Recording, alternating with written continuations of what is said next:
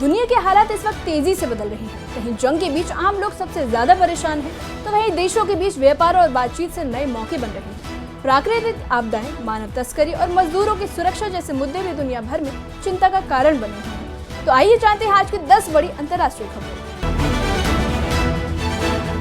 पहली खबर सीरिया से है, जहां युद्ध विराम के बावजूद लोगों का डर खत्म नहीं हुआ। सालों के जंग के बाद सीरिया में युद्ध विराम तो लागू है, लेकिन हालात अब भी खराब है। बमबारी रुकी जरूर है, पर उजड़े इलाकों में लोग डर के साए में जी रहे हैं। कई परिवार टूटे घरों में रह रहे हैं, मदद का सामान रास्ते में ही अटका है। वहीं दमिश्क की एक महिला ने बताया कि शांति है, बस थोड़ी देर की राहत है। वहीं संयुक्त राष्ट्र के लिए बड़ी चुनौती बनी हुई है। आपको बता दें कि माना जा रहा है कि अगर हालात नहीं सुधरे तो यूरोप की ओर फिर से शरणार्थी जा सकते हैं। दूसरी खबर भारत और यूरोपीय संघ के बड़े व्यापार समझौते से है। भारत और यूरोपीय संघ के बीच एक अहम मुक्त व्यापार समझौता हुआ है। इसके तहत कई चीजों पर टैक्स कम होगा और कारोबार बढ़ेगा।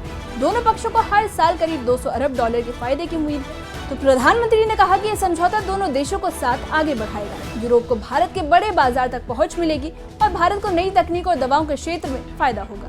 हालांकि मजदूरों के अधिकारों को लेकर कुछ सवाल उठने लगे हैं। तीसरी खबर इजराइल और गाजा से है, जहां आखिरी बंधक का शव मिला है।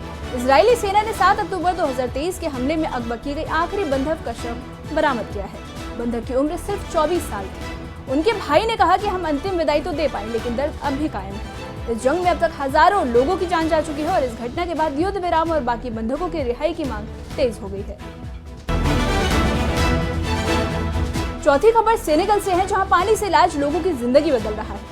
सेनेगल में एक खास कार्यक्रम के तहत दिव्यांग और घायल लोगों को स्विमिंग पूल में इलाज किया जा रहा है। इससे उनकी ताकत और आत्मविश्वास दोनों बढ़े हैं। एक व्यक्ति ने कहा कि जब मेरे पैर साथ नहीं देते तब पानी मुझे सहारा देता है।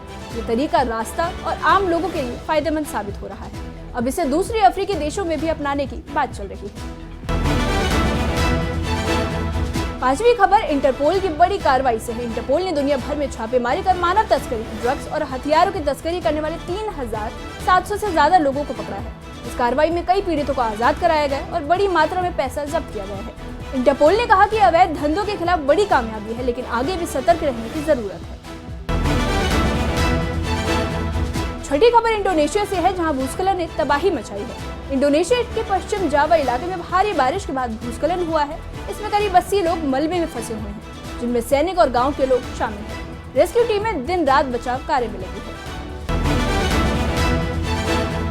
सातवीं खबर ग्रीस से है, जहां फैक्ट्री हादसे में 4 मजदूरों की मौत हो गई। ग्रीस में कुकी बनाने वाली फैक्ट्री में जोरदार विस्फोट हुआ, जिसमें 4 मजदूरों की जान चली गई। शुरुआती जांच में गैस लीक की बात सामने आ रही है और मौके पर मौजूद लोगों के मुताबिक धमाका बहुत तेज था।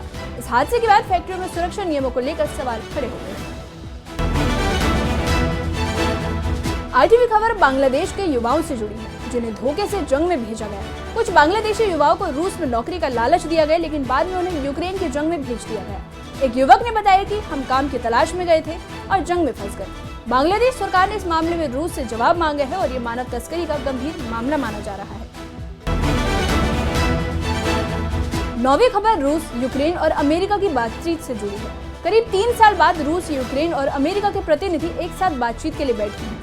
इसमें युद्ध रोकने, कैदियों की अदला बदली और मदद पहुंचाने पर चर्चा हुई। यूक्रेन के राष्ट्रपति ने कहा कि बातचीत से उम्मीद जगी है, लेकिन भरोसा अब भी कम है। और आखिरी खबर ग्रीस फैक्ट्री हादसे की जांच से जुड़ी है। ग्रीस की उसी कुकी फैक्ट्री में हादसे की जांच अब तेज हो गई है। जांच में सुरक्षा में बड़ी लापरवाही की बात सामने आ रही है। मजदूर संगठन सख्त कानूनों की मांग कर रहे हैं। एक परिजन ने कहा कि एक छोटी सी गलती ने सब कुछ बदल दिया। यह हादसा दुनिया भर के उद्योगों के लिए चेतावनी है।